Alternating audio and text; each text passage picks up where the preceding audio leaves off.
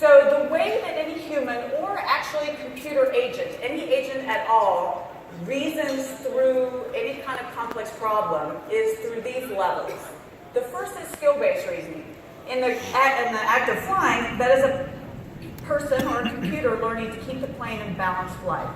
And so once you do that, and in fact it takes humans a couple of years, that's why flight school is so long, so that it becomes very automatic, that when you see the dials and gauges change, you can automatically respond and make the aircraft fly like you want it to.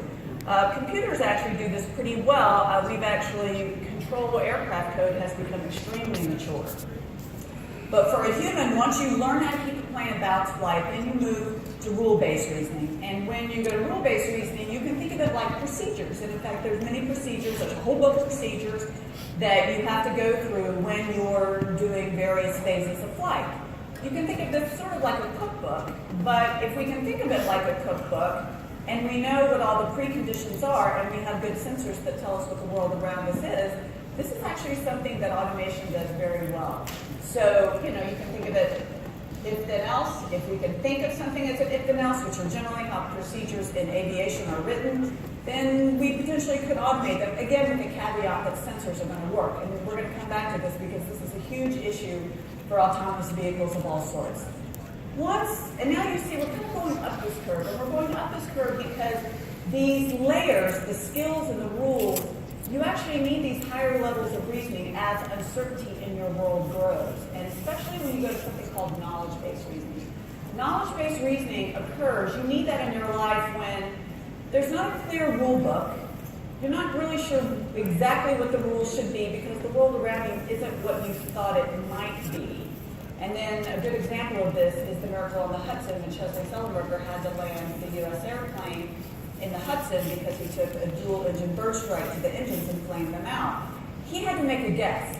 There are some rules that you follow when you have a dual-engine flame out, and they had to pull out the book. And he tells a hilarious story that in the olden days they used to put tabs on the side of the procedure book to help you get to ditching. But in this particular case, US Air had done a cost-cutting move and got rid of the tabs. And so he and the co-pilot have to flip to the back of the book. And it's about this thick. And they're going through the index. D-E-I, D-A, ditching. Okay, turn to page 487. And they lost a lot of time. And in doing so, they had to figure out, they had to run fast mental simulations in their head to figure out what the potential courses of action could be, and then choose the best option. It's not clear that even if had a computer done it, that a computer would have been able to do the same or a better job. So in this case, lots of uncertainty, not sure what's going to happen. The winds in aviation cause a great deal of uncertainty. And you needed a human who has judgment and intuition and lots of experience. And it's that experience that drives people into expert decision making, which is the final, we could say that is where we'd like to, all autonomous systems in theory to achieve is expert-based reasoning. Expert-based reasoning, by the way, most of you know, is really just rule-based reasoning. Expert-based reasoning in this case is when a system, any system, human or computer, can perform at maximum uncertainty. And we're going to talk a little bit more about how that is not really achievable by today's world and today's transportation systems, which is what this graph is showing. So, understanding the SRKE framework, let's talk about the major forms of transportation, automation, and where we're going in this country. So on the rubric that I just showed you, if we think about rail, aviation, and surface transportation, what we call driving, then we would apply it in this way. So rail, easiest thing to automate, 1 degree of freedom, you're on a track, we know where you are at all times. So, and this is actually a picture of an automated rail service in Australia that automates completely without any humans on board. It's a mining train. How many fully automated trains do we have in America? 0. That is a whole nother set of difficulties, regulatory issues, cultural, business, lobbying, unions. There's a lot of reasons that we don't have automated rail in place, which actually makes us shameful. America is ridiculously behind in automated rail. There are third world countries that have more advanced rail systems than we do. But again, this points to the nature of the regulatory and or corporate culture environment. The next on the list comes as a a surprise to most people. Drones are actually not as hard to automate as driverless cars. Why? Well, first of all, when you're in an aircraft or when an aircraft is in the sky, there are not 50 other people of questionable intelligence driving closely, flying closely to you on their cell phones at all times. That being said, the FAAs have a problem with pilots and texting while taxiing, right? So driving is not the only place where your cell phones are causing distraction. So again, because the obstacle density field is not nearly as high, the sensors are far more mature. Planes have been flying by themselves for over 30 years. Right now, in every plane that you fly, every commercial aircraft you fly, the pilot only touches the stick 3 to 7 minutes of the entire flight. They only touch the stick on takeoff. The reason is because the airlines want to save gas. When planes fly themselves, they save a tremendous amount of gas. They reduce the carbon footprint by a measurable amount. And when the planes land themselves, they save the tires. Humans landing on tires, we kind of get on the brakes too hard, too uneven. But when the automation does it, the tires last much longer. And that is why the commercial aviation companies do not want pilots flying these aircraft. They want them as little as possible on the stick. Then that leaves cars, where we need knowledge and expert-based reasoning. And why is it so much harder to do that? It is because for all the possible events, high levels of uncertainty, it's not clear that computers, they cannot right now reason inductively. So most of you, when you were learning how to drive a car, you were told the example, the ball rolls in the street in front of the car.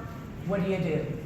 Well, you look for kids, you have this mental imagination, there's no one or more kids playing with the ball nearby. You get your sensors up looking for the other events because you've made a guess about what is causing that ball in the street.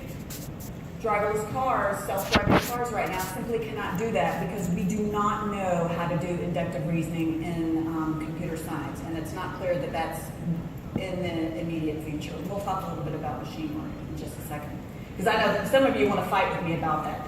So, and let me give you some strengths and limitations, though, of both of these systems, humans versus computers. So, this is actually called the Yerkes-Dodson workload curve, and it tells us that there's some moderate level of workload that you perform best at. If you're working too hard, you'll lose attention, you'll drop your workload. It's just difficult to stay engaged. Consequently, if you're bored, and we see this quite a bit in aviation for pilots because it's actually really boring to fly a plane that's flying itself most of the time, you will also lose attention and you'll be easily distracted. So there's another problem too, not just workload. It's something we know of as mode confusion in aviation. Mode confusion is when humans do not understand what the automation is either thinking or doing or why it does what it does. I don't mean to scare you, flying is still the safest way to travel, but these are the results from a quick study a few years ago about Boeing 737 pilots. And the question was, name 3 ways to turn off the approach control. This is actually the automated service that actually lands the plane itself. So what you'll see is, well, only 3 out of the 20 knew all 3 ways, but even more interesting, 14 named a way that didn't even exist. These are professional pilots with years, all at the minimum was 5,000 flight hours. So anywhere from 5 to 20,000 flight hours, these were pilots who are flying year-round, did not know how to actually disengage the automation. These people go through annual check rides every year to make sure that they're staying on top of the game. Well, you know, if that's a problem in highly trained pilots, what are the odds that drivers are going to get it? And so a little over a year ago, I testified in front of the Senate Commerce Committee that driverless cars, the technology was still so immature that, and it was in March of last year, I'm like, someone is going to die in these technologies. And then 6 weeks later, Joshua Brown was in his Tesla, which he placed way too much faith in. He had mode confusion. He did not know the modes of the car where the failure points were, and a tractor trailer turned in front of him. He had about 10 seconds to see the tractor trailer and engage the brakes. The radar didn't see it, the computer vision cameras didn't see it, and Joshua Brown was killed, right? There is debate within federal agencies. NHTSA says Tesla is off the hook. The National Transportation Safety Board says it's their fault. But the bottom line is the driver did not engage like Tesla thought he should.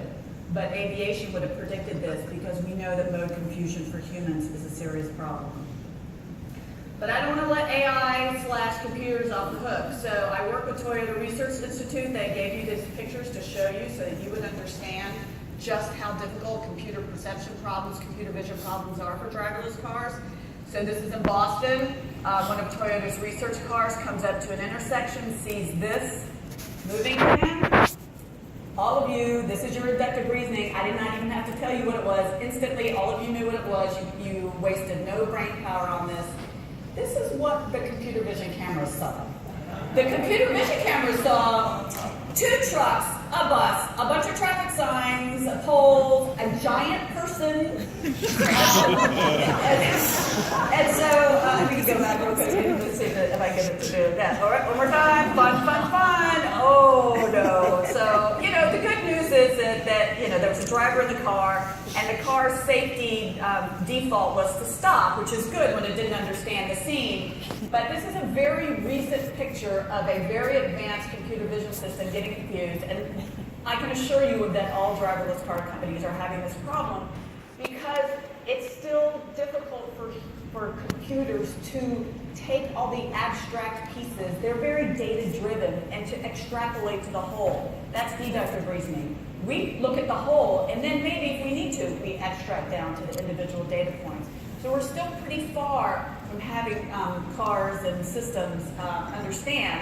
And not only that, this is actually a research effort that just came out of, there were a group of researchers, some at Berkeley, some at UW. So hacking, of course, is a big issue, and people think hacking of, like, I'm going to capture the GPS signal, for example, and I'm going to trick the car going somewhere else.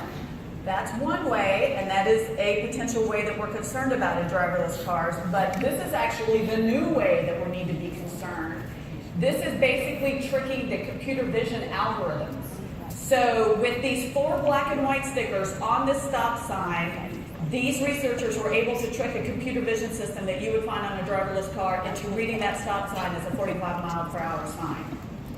So this is passive hacking. This is nobody having to get into your system, nobody, having to actively send out any signals, capture any signals. And so, again, this is a research demonstration. It's not coming to a sign near you yet. But if we can do this in a research setting, then we need to be thinking about how are we going to get around this problem, the brittleness of deductive reasoning computer-based systems, and figure out how to maybe join the two together. And so my whole research is about bringing systems together, letting the humans and the computers, the automation, the autonomous systems work together as a team. This is one really great example. We sort of call this, we started this project as the R2-D2 project, where we're going to make a co-pilot, a robot co-pilot, sit in the right seat of any aircraft. George Lucas gets really mad when you use R2-D2, so we had to change the name to R2A2. So clever, are we? And so this is a project with Aurora Flight Sciences, who was recently acquired by Boeing, and so now they're part of the team, the Seattle team. So this robot sits in the right, and the really awesome thing about this robot is you can pick it up and put it in different aircraft. And why do we need a robot in the right seat? Oh, what about jobs? Well, what most of you don't know is there is a huge pilot shortage in the rest of the world, and we actually need a lot more pilots than we have. And by putting a robot that can be transferred between cockpits, you actually double your workforce by taking one person out. And so I would encourage you to go on the internet and look up, Alias is the name of this robot. It's a little scary. Alias and Aurora, and you can actually see the robot responding. So the pilot can say, Alias, I'd like to go get a cup of coffee in the back. Will you take control? And the robot arm will come over and grip controls. It can actuate various buttons. And so, but this is meant to be collaborative. It's not necessarily going to replace it. The captain is still there. The captain is still there to apply his inductive reasoning. But the robot is there to take over those boring jobs and let the pilot do what needs to be done and bring his experience and judgment to bear. But one other place I see, particularly in Seattle, that's a whole new cutting edge of where we're going to need to see collaborations and systems. This is the idea of the remote dispatch center of the future. And so We have these for aviation, right? There's a big building somewhere where there are dispatchers helping aircraft understand not just air traffic control, but how to move them on the ground.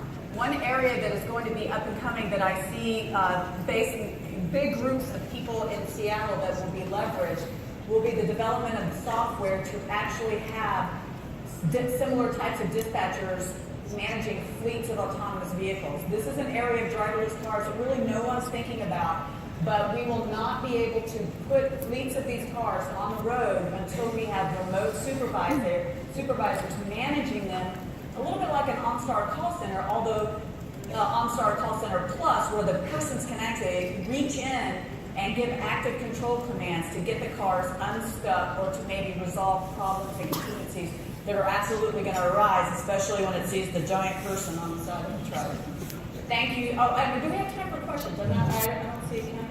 We have time for one question. Who's the one lucky candidate who wants to ask a question?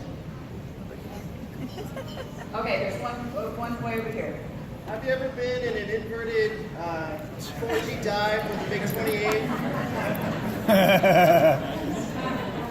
So the question was, have I ever been in an inverted 4G dive with a MiG?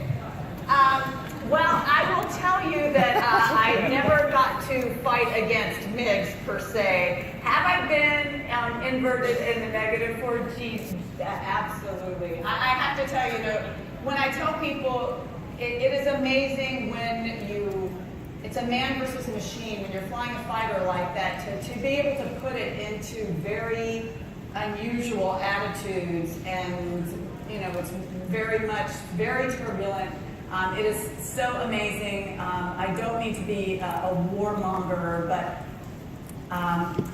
you see me in this way before you, this girl, blonde hair. I think it blows a lot of people's stereotypes away. The very first time I dropped a 500-pound bomb and had a direct hit on a tank, and I blew it to smithereens. Ladies, I have to tell you, it really does a lot for your self-confidence. Honestly, if I had a program to empower executive women, it would be, landing planted carriers and dropping 500-pound bombs on static objects with no people in them. But thank you very much.